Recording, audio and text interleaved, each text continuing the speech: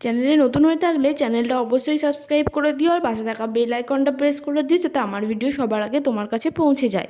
তো আজকে আমি চলে এসেছি গরম গরম কুমড়ো পাতার বড়া রেসিপি নিয়ে, খুবই সহজ উপায়ে। তো চলো দেখে নেওয়া যাক এর জন্য কী কী করতে হবে। প্রথমে নিয়ে নিয়েছি কয়েকটা কুমড়ো পাতা, এখানে ছোট বড় মাঝারি সমস্ত সাইজেরই কুমড়ো পাতা নিয়ে নিয়েছি, এই যে দেখিয়ে দিচ্ছি দেখো। এরপর এই কুমড়ো পাতাগুলোকে একদম কুচি কুচি করে নেব, একদম ছোট্ট ছোট্ট আকারে কেটে নিয়েছি কুমড়ো পাতাগুলোকে। এরপর নিয়ে নেব চাল আর ডাল।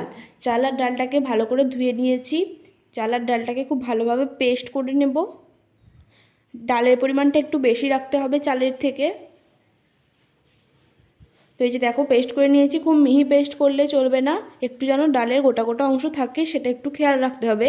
এরপর একটা বড় বাটিতে আমি সমস্ত উপকরণগুলো দিয়ে মাখবো, তো তার জন্য নিয়ে নিয়েছি চাল আর ডালের পেস্টটা, দিয়ে দিলাম কয়েক টুকরো পেঁয়াজ কুচি, দিয়ে দেবো কাঁচা লঙ্কা কুচি, দিয়ে দিলাম পরিমাণ মতো একটু নুন, আর দিয়ে দেবো অল্প পরিমাণে একটু হলুদ, আর দেবো একটু লঙ্কার গুঁড়ো।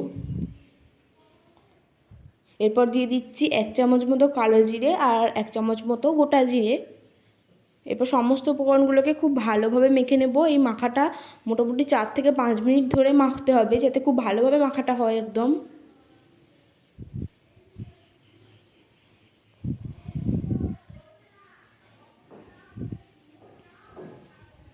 খুব ভালোভাবে মেখে নিতে হবে। 4 থেকে 5 মিনিট ধরে মাখার পর আমি এখানে দিয়ে দিচ্ছি কুমড়ো পাতাগুলো, সমস্ত কুমড়ো পাতাগুলোকে দিয়ে দেবো। আর কুমড়ো পাতার সাহায্যে কুমড়ো পাতা দিয়ে এই মিশ্রণটাকে একদম মেখে নেব। খুব ভালোভাবে এটাও মেখে নিতে হবে, আর এটা মেখে নেওয়ার পর মোটামুটি 5 মিনিট রেস্টে রেখে দিতে হবে যাতে কুমড়ো পাতাগুলো একদম নরম হয়ে যায় আর ভাজতেও কোনো অসুবিধা না হয়।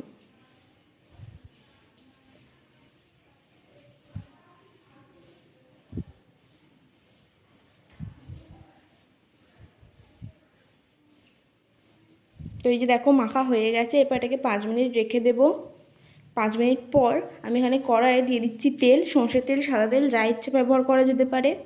তেল দিয়ে দিলাম কিছুটা পরিমাণে। এরপর তেলটা একটু গরম হবে, তেলটা গরম হওয়ার জন্য অপেক্ষা করতে হবে। তেলটা গরম হয়ে এলেই এই কুমড়ো পাতার যে তৈরি করেছিলাম মিশ্রণটা, সেটাকে বড়ার আকারে দিয়ে ভেজে নেব।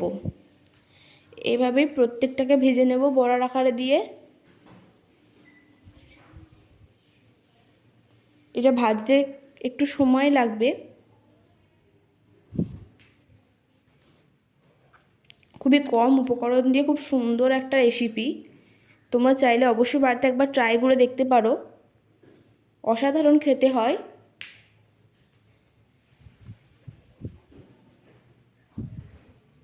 তো একটা পিঠ হলে এইভাবে উল্টে দেব, অপর পিঠটাও তৈরি করে নেবো একইভাবে।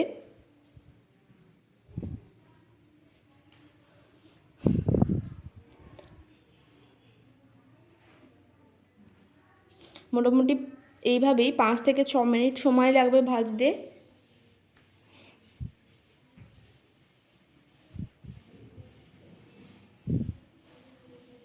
একদম লাল লাল করে ভেজে নেব। তো এই যে দেখো মোটামুটি লাল লাল করে ভাজা হয়ে গেছে। এরপর এই বড়াগুলোকে আমি তুলে নেব, ঠিক একইভাবে সমস্ত বড়াগুলোকে তৈরি করে ভেজে নেব। এই যে দেখো তৈরি। কেমন লাগলো ভিডিওটা জানিও, ভালো লাগলে অবশ্যই একটা লাইক করে দিও।